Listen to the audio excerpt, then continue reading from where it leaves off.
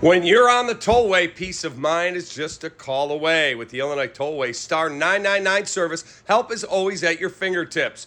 Whether it's a flat tire or an unexpected breakdown, our dedicated team is here to assist you anytime and anywhere on the tollway. Drive with confidence knowing that Star 999 is just a dial away. Remember, Star 999, we're always there when you need us.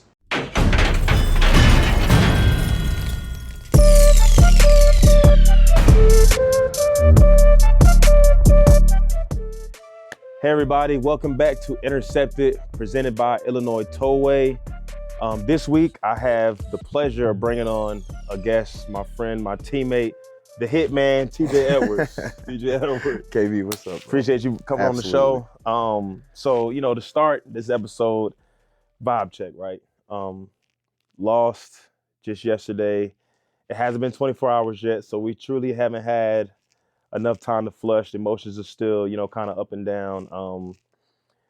I want to get your thoughts on, obviously, your vibe, how you feel about the game. Obviously, it was another heartbreaking loss that we had, man. How you feeling?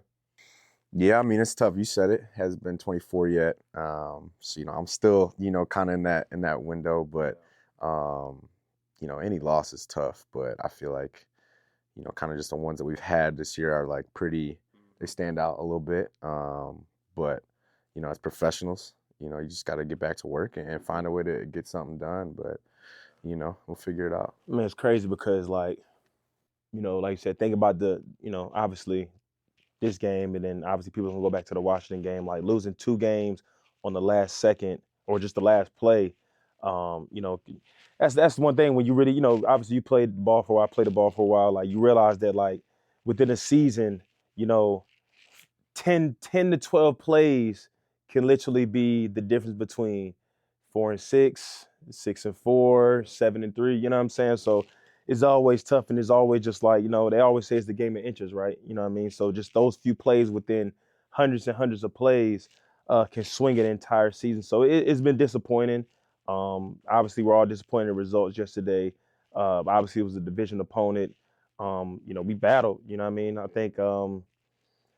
You look at it, the game in totality, man, just as a team, we battled. It was one thing I will say, it was really good to see Caleb on that last drive. Caleb really, he did the same thing in Washington, but to see him, that 3rd and 19, most people, watching the game probably was like, oh, man, it's probably going to be over with. You know what I'm saying? Throw a strike to Rome, then he threw another back shoulder to Rome. I was on the sideline, 4th and 2 was crazy. 4th and 2 was impressive, bro. I was on the sideline on the Rome catch, like, I don't know. I've literally had like a perfect viewpoint of it.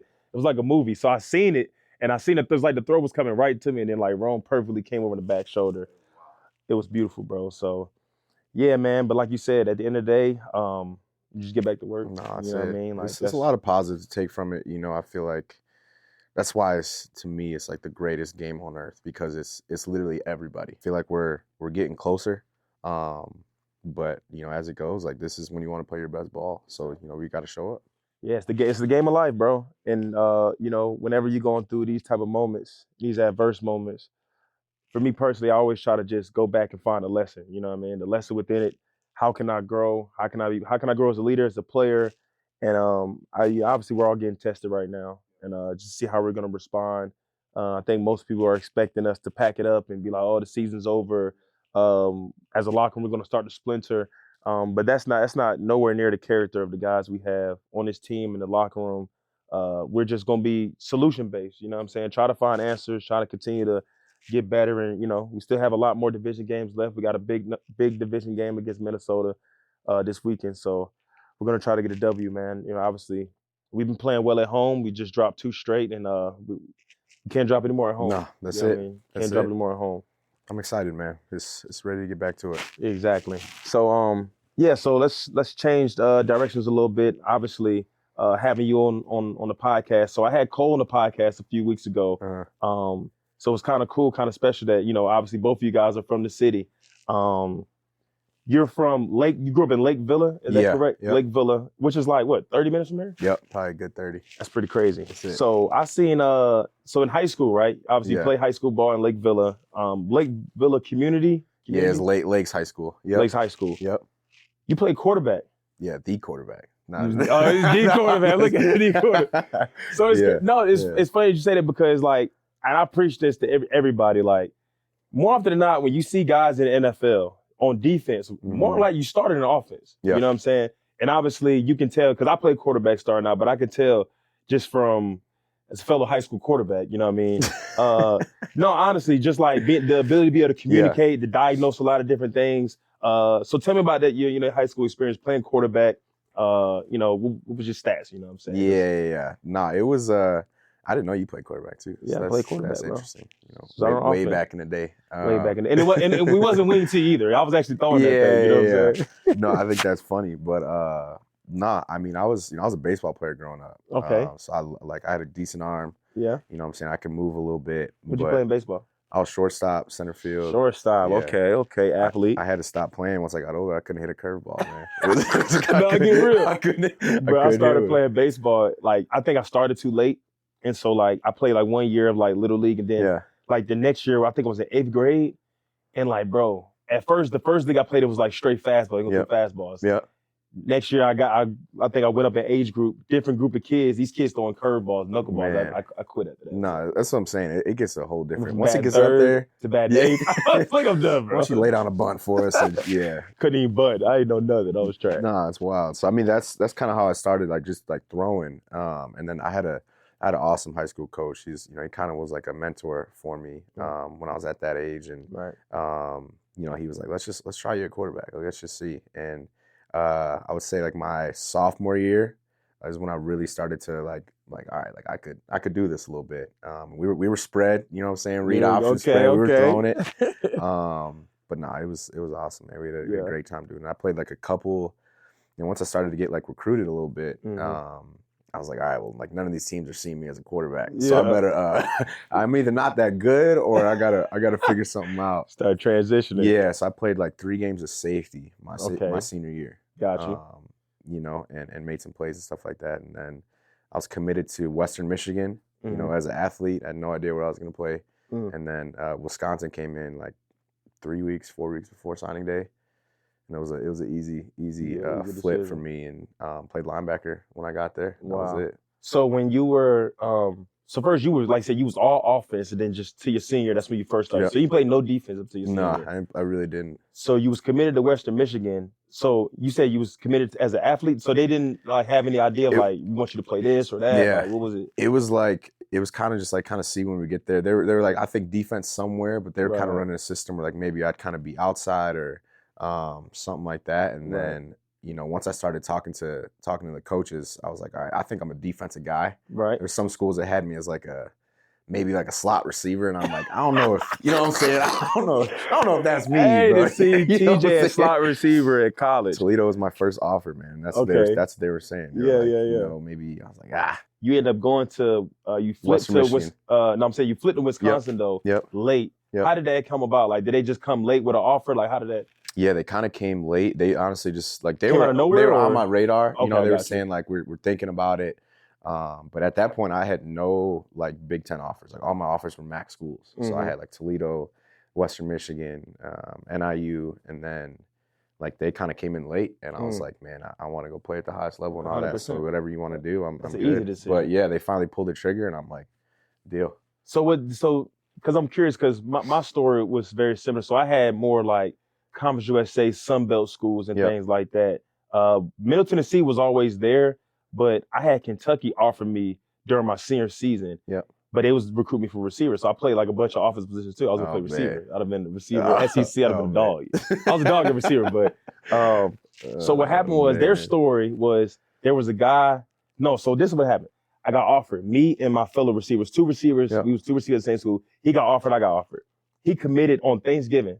Damn. And so he called me. He called me and said, "Hey, bro, like I talked to my family. Like I'm gonna go ahead and commit." You know what I mean? So I'm like, "Well, man, I'm about to commit too." Yeah. So I called him like the next day, bro. Called the coach. And it's crazy. It's T. Martin. T. Martin's a coordinator for. No, he's not. He's the quarterback coach for Baltimore. Right Yeah. So I called T. Martin. He picked up the phone, right? Oh man. Left him voicemail. Red. Left him voicemail, right? So I called him back. He called me back and he told me. So he gave me the real that he ain't just like he was like, listen, we gotta pretty much saying like where our receiver joints is filled up. But he said, we got a guy that's committed. He's from Alabama. His grades is trash. He's like, he's probably not going to qualify. Yeah. So if he doesn't qualify, you know, this spot is going to be yours. But we're going to keep recruiting you, but we just let you know. Yeah. You know what I mean? So I'm just like, oh, damn, like, I'm really kind of sick right now. Because I'm thinking like, you know, obviously you want to play at the highest level. My school is like SEC. That's where you want to go. Yep. And your boy just committed there. Yeah, bro. So I'm thinking we about to go to school together. Facts. It's going to be lit. So, but then the crazy part, I went on a visit to Kentucky, and then they ended up telling me that wasn't even the case no more. They was like, well, it's this guy they're trying to get to decommit from Bama. Oh, my God. And so, but I didn't find out I was going to Middle Tennessee until the morning of signing day. Damn. Like, they kind of led me on the whole way. They was like, they don't know if the guy's going to flip and decommit. Damn, I didn't know that. And so it was a crazy, but that's why I was curious, because like, did you ever find out, like, was it a reason, like, a guy decommitted or something, or were they just finally just pulled the trigger? You know how it goes. Like, just like you said, like, you never know how that stuff is, like, actually shaking out. Yeah. And I think, you know, it's kind of like a numbers thing that they're kind of hoping that someone else comes. Mm-hmm. And, shoot, it ended up working out. They were kind of pressing me, too. They're like, you know, your grades are really good, but, like, for the average, we need you to, like, get up there. So I'm stuck, you know, I'm you're like, doing everything you can. You know, and then you get to school, you're like, ain't no way he got a better GPA than me, bro. So it's wild, bro. But it worked out. Yeah, 100% it worked out. So, like I said, I was reading up on it. So you end up getting, you redshirted when you first got there. And then obviously you balled out freshman year. Freshman All-American team, which is dope. Mm-hmm. Two-time first team, all Big Ten. Yep. All-American in your junior year. Yep. All-American junior year. But you go undrafted, bro. Like, Yeah. I'm like, what's the story behind that? Like, I'm just trying to figure out, like, All-American, two-time, first team. This is Big Ten, you know, Big Ten football linebacker. Like, it's where linebackers are born and bred at. You know what I mean? That's it. How did you go undrafted? Yeah, man, it's or wild. do you even know? Like, I'm sure. I mean, you know, I think like so going into I had a great junior year. Mm-hmm. You know, like Buckets finalists, all that. I lost to Roquan that year, and I was debating on like leaving or coming back. But I'm like, you know, in college you got all your boys and stuff, and I was like, I want to finish this thing out right. So stayed my senior year, which was incredible. I'm thinking that I'd probably go somewhere like middle round of the draft. You know, being real, I'm not gonna go out there and run no 4.4. Like that's just what it is. Yeah. And you know, I think that's kind of what really dropped me. You know, I think people didn't think I could run. Wow. You know, I couldn't think I'd do it sideline to sideline. And you know, I remember that day just sitting there. All your boys are getting drafted too, like guys on your team that are getting drafted, and you happy for them, but you're like, you're sick. You know, I had some people there, you know, with me, you know, obviously to support me and all that. And I'm just like looking around like, damn, it's tough right now. Yeah. It's tough in here. And so did you have like a big draft party or? I had probably like 20 people like at my house to watch it. And you know, I was upset, but my parents were more upset than me. You know, they're snapping, trying to figure. That's how it goes. But you know, ended up getting an opportunity from Philly, and honestly, it put such a huge chip on my shoulder, like on every team.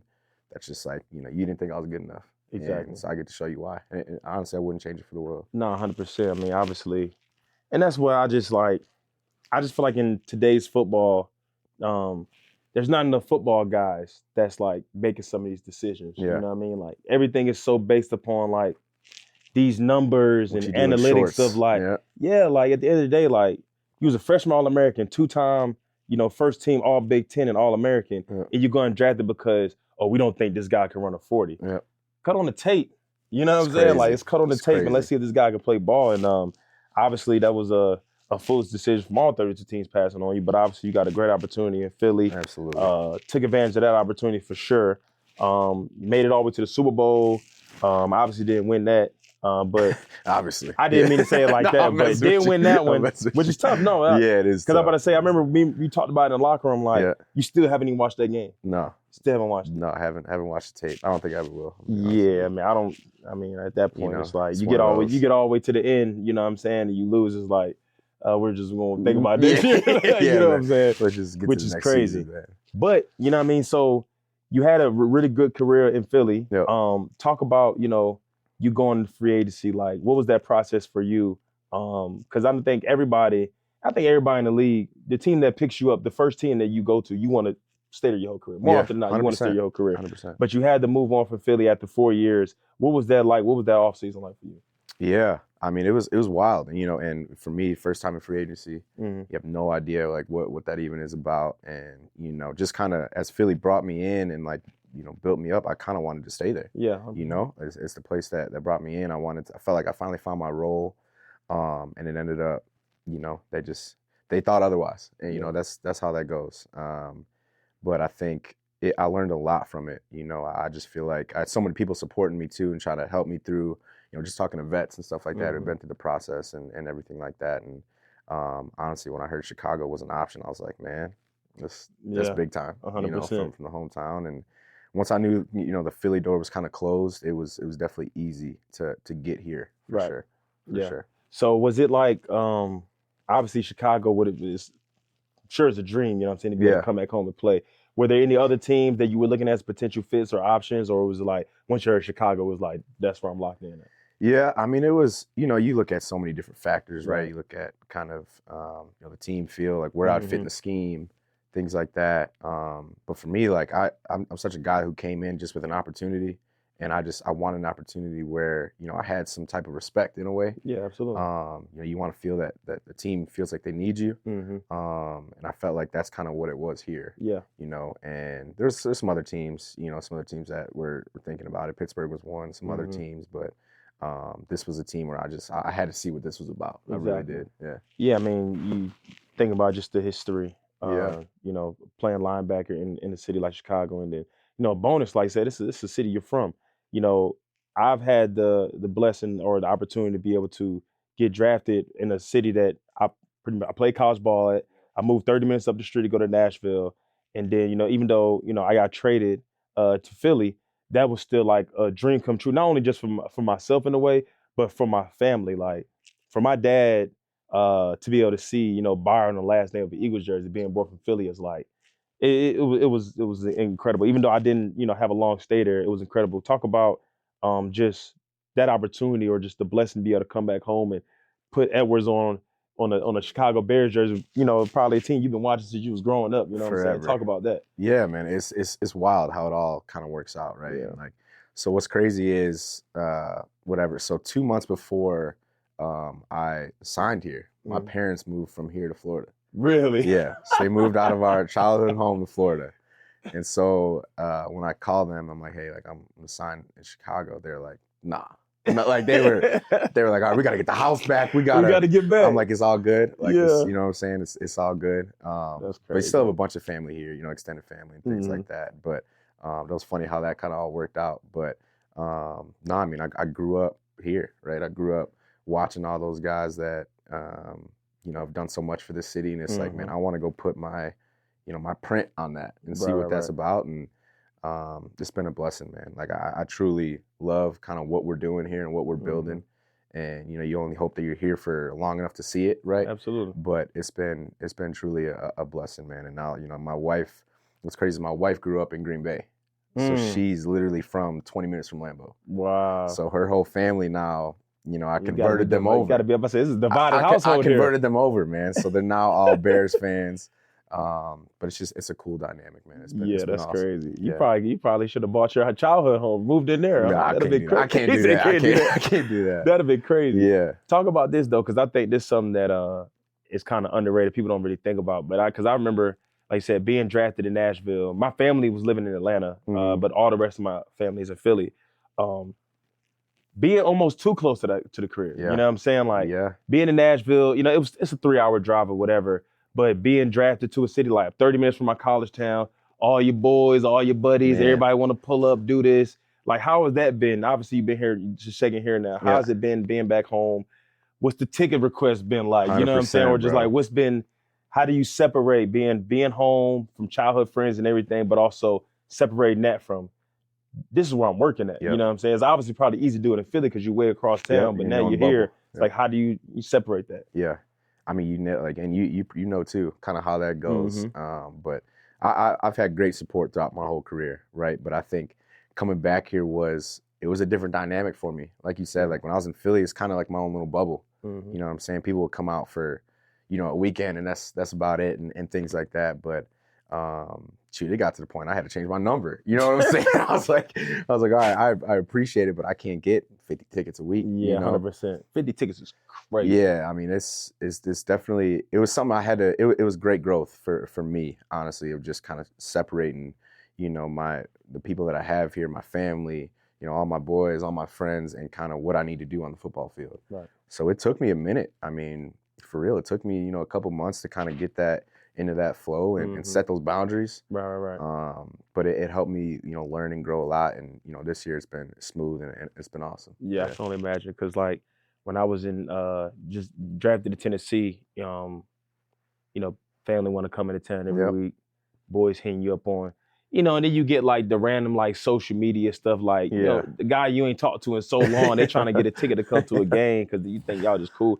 But the craziest part for me when I got traded to Philly, like I said, it was such like a monumental moment just for my family. Like, and I really appreciate it. My dad, he called me like the next morning. He was like, listen, like, I'm gonna tell you this right now, like, don't be going back over to your cousin those houses and everything. Cause you know, I grew up in the hood in Philly. He was like, don't be going to see everybody because at the end of the day, like, you got a job to do. Like, it's not the same. You know what I'm saying? Like, first of all, the city of Philadelphia is crazy anyway. He was just like, no, it's just like, get locked in, go to work. And I mean, I probably wasn't planning on doing it anyway, but it was really like I had to really move in a way because I'm so used to being in my work city.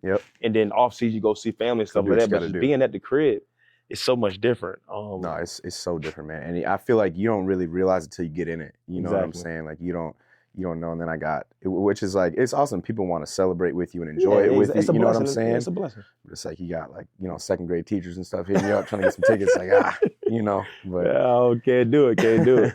No, but I mean, obviously, you know, the decision you made to come to Chicago was a great one. Obviously, awesome. You know, you've been, you know, these past couple of years, even when I was in Tennessee and in Philly last year, just, you know, seeing you ball out and, you know, you've been playing incredible these past couple of years, man. And I mean, personally, I hope that you know, myself too as well, you know, finish our career here in Chicago.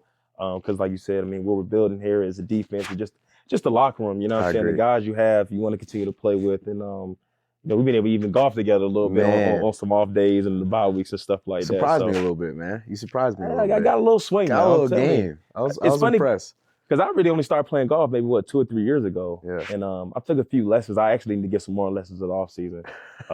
Maybe need to try to plan a golf trip in the off season. But come on. But no, TJ, I appreciate you coming on the show. Man, it's been awesome. Like you said, man, we gonna get this thing back rolling, man. We're gonna get this thing absolutely get this thing moving in the right direction. So, man, I appreciate you everybody for tuning in to this episode of Intercepted, and TJ has been Intercepted. So tune in next week.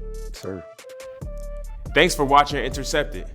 Make sure to stay glued to the recap for new episodes all season here on YouTube.